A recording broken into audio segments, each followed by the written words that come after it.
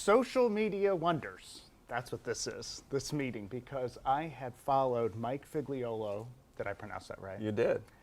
From Twitter when I lived in Nashville, and I moved to Ohio 2 years now, and I had no idea that somebody whose posts I've been following and sharing and vice versa lived in this town. So that is Small World Wonders. Yes. And he had written this great book, One Piece of Paper, and he's the founder of Thought Leaders, and he's been an executive in several companies and a consultant, and so it's been a pleasure to get to know Mike. And he's written a new book with Victor Prince called Lead Inside the Box. Yeah. Lead inside the box. Inside the box. Not something you typically say, but I want to ask you, about leadership principles. We talk about efficiency in business. We're always looking for efficiencies and costs and efficiencies. You kind of talk about it in leadership, and that's not something that we always think about. Why is it so critical for leaders to get more efficient in how they lead their teams? So it's always the do more with less dynamic, and we're very familiar with it. Second, we're incredibly focused on the capital budgeting process. You think about doing your budgets every year, and we spend so much time and energy.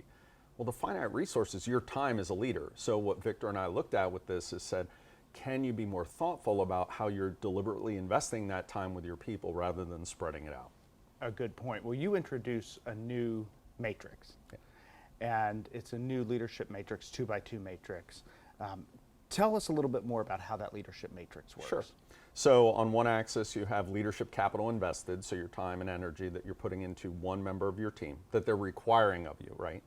And then the other axis is team member results.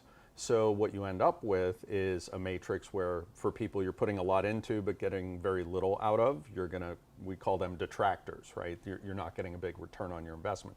People you put in a little bit and you get a high return, well, those are your exemplars, those are your stars of your team. So we walk through all those categorizations and then give you practical guidance on here's how you lead people in each of those quadrants. Depending on where you are. Depending on where they are, yeah. So 1960s, Dr. Paul Hersey had the situational leadership matrix. How is this matrix different than that one? Yeah, so I think that matrix focuses on the individual, and that's half the equation. We like to say as leaders, if somebody's doing a great job, it's because I'm a great leader, and if they're doing a bad job, well, it's them.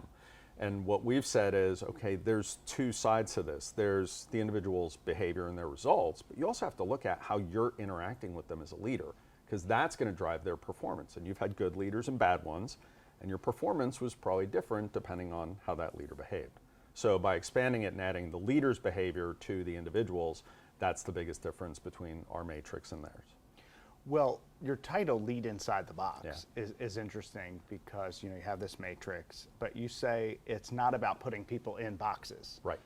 So what is it about? Yeah, so the box is the leadership matrix. Victor and I both hate the phrase think outside the box, so this is a little bit of a thumb in the eye to that.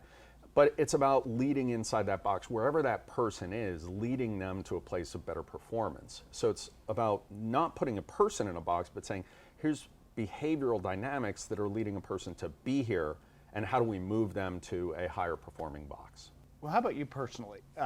You talk about these theories, but what about you? Give me an example of how you showed up in it and how you kind of moved and went into different parts of that matrix. I've been in all four quadrants of the box, as has Victor, as has probably everybody. When I was a consultant, I was a high performer at one point, and I was in that upper right corner, great results, and my manager didn't need a lot from me. I get a new manager, we didn't get along, and I decided to start mailing it in and not giving the results, and he was having to push me and spend more time, and I became a detractor, and it was not a good situation. And afterwards, after that project was a debacle, I get a new manager, and she sat me down and said, okay, you were here, now you're here, what do we need to change to get you back up there? And within 2 or 3 months, I changed my behaviors, she created a different leadership environment, and I got back to where I needed to be. This model then helps you manage people and kind of see where they are and identify those areas. So if you have an employee like you and you say, why are we struggling? It helps you quickly identify that and say, you're here, we need to move you here. So do you talk about this openly with the person? Say, share the model, what's the best way to coach them? Yeah, so I think it's being aware of where they are in the box and what their performance is, and then applying those techniques. So I don't know that it would go well to tell somebody, hey, you're a detractor, and here's what we're going to do. But it's going to be much more powerful to say, hey, here's the expectation, here's where you are, here's how I'm leading you, here's what I'll change, here's what I need you to change, because this is where we need you to be. So it's about having that explicit conversation about behaviors and what needs to change, and that's most of what we spell out in the book, is saying, here are the different behavioral approaches that you can apply with this person to get them to move. Are there certain types of leaders who benefit from this more, or if they're in a certain box that it's easier to move them, or are there sometimes you can identify and say, this person's trouble because of where they are? I think different leaders are going to react to it differently depending on how they're personally spending their time. Some people, it's very intuitive that they invest their time where it needs to be invested. Other people are doing what we call the peanut butter approach and saying, I have 5 people on my team, I'm going to give them each 2 hours a week because it's fair. Well, you know what, Skip only needs 30 minutes of your time, and the other hour and a half you're driving him crazy because he's a high performer, he's got stuff to do. Thank you for that. You're welcome. And then you have Joe on your team who you're giving 2 hours to, and Joe needs 4 hours because he's struggling. Joe. So what this book does is it helps people have that awareness to say, here's where I'm spending my time, here's how I need to change. So I think those managers who are newer in their careers or who are really struggling with just the pressures on their time can really benefit a great deal from it. It really does help to have a model that you can look at and assess your team. Mike, how about this? Your new book, Lead Inside the Box, one piece of paper, which is a simple approach to powerful personal leadership. Yeah. How do those two intersect? How do you meet somebody and know, which resource to use and which is best for them? Yep.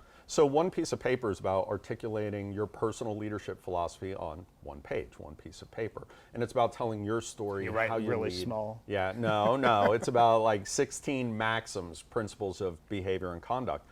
And I like to use that for leading teams, for saying, this is who I am as a leader, this is my story, this is how I'm going to show up every day. And it gives your team that grounding and that basis for trust to say, I understand Skip. I know where he's coming from as my boss. I get what he's all about. Therefore, he's predictable to me. Therefore, I can trust him. So that's a great resource for that, for establishing who you are as a leader and really getting your arms around that.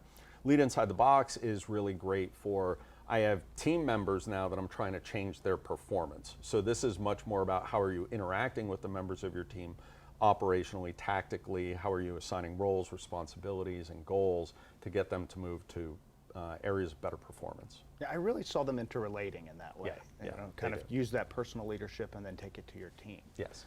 Well, thank you. It's a very small world. It's Yeah. great to have you right here in Dublin, Ohio. It is. So it is. You never know. You don't always follow people and realize where they are. So when you suddenly see, wait a minute, you're in my town. It was Exactly. great to meet you. Absolutely. Thanks so much. Thanks for the time. I appreciate it.